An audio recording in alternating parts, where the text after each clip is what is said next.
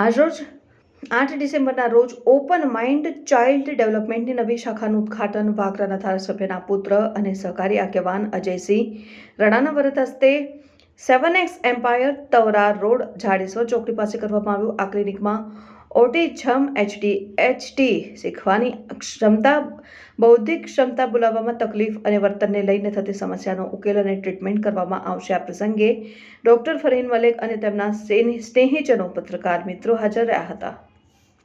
Myself Malik Farheen. I am a psychologist and RCA registered special educator. અમે ભરૂચમાં એક child therapy સેન્ટરની શરૂઆત કરી છે। આ ચાઇલ્ડ થેરેપી સેન્ટરમાં અમે ADHD, autism, learning disability, behaviour problem ધરાવતા બાળકો સાથે અમે કામ કરીશું।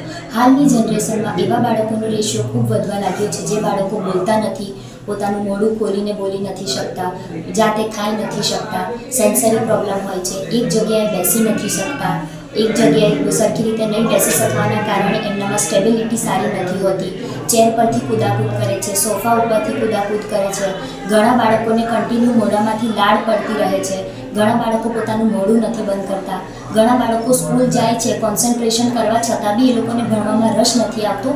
તો આવી અમે અનેક મુશ્કેલીઓને સામનો પેરેન્ટ્સ બી કરે છે અને બાળકો બી કરે છે।